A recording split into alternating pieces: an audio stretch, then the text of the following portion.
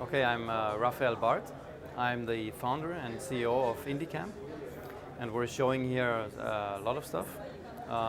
We're showing here our VR RAW camera, tiny but very high quality RAW camera. We're showing a great project that was done with that camera in the Museum of History of Art in Vienna. It's an interactive 360 VR. The camera is called the nakedEYE. It retails for 9,500 euros. It's a complete package that you can just grab and shoot with. It has two square sensors that are 2K by 2K. They're a global shutter, have a 12 stops dynamic range, and we're recording 12-bit RAW, Cinema DNG to SSDs at up to 60p, and it results in a data stream of around 700 megabytes a second, so it's a lot of data. And it's fantastic footage for post-production. The workflow then is a standard stitching workflow. You can use standard tools like AutoPano or Nuke or Video Stitch or whatever.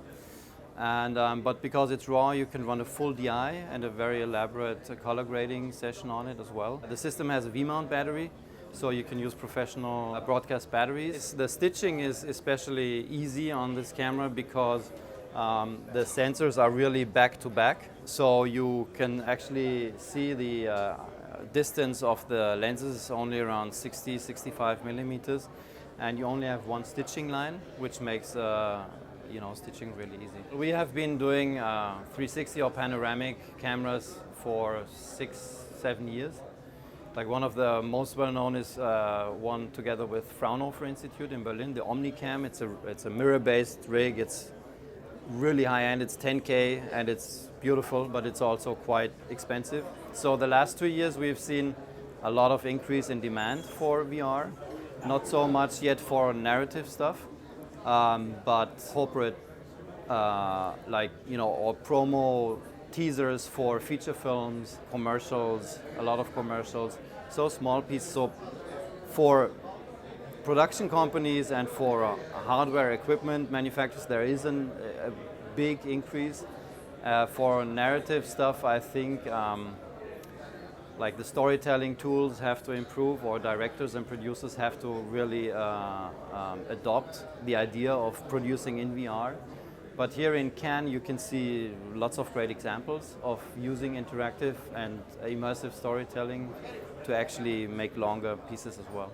Oh, we're actually, we're producing locally, but we're almost only selling globally. So we have good channels all around the world. We have some productions in Austria, but 99% is globally. Yeah. We're based in Vienna, in Austria. Company size, you were asking? Yeah. How many employees? About a dozen. We have, but we have partners in electronics and in optics, and also freelancers, programmers, developers that work for us. Our part of the business is high-end film production, and we want to bring our raw workflow and the high-end post-production workflow to VR. That's why we're building these raw VR cameras. And this was the first start. The next generations will have more sensors. After more sensors, it's going to be stereoscopic. And the idea is that the quality, but also the workflow and the on-set turnover time is so quick that you can work with the cameras like you would on a regular film set.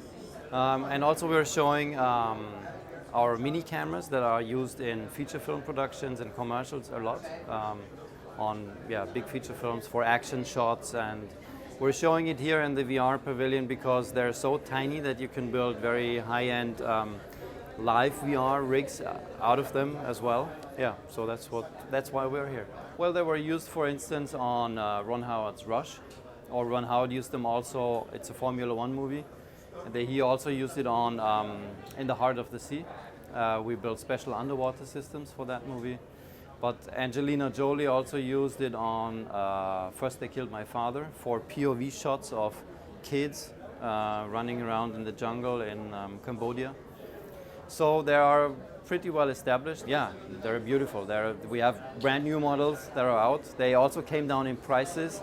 Like these very high-end mini cameras, they tended to be a bit pricey, but they're now retailing for 2,380 a piece.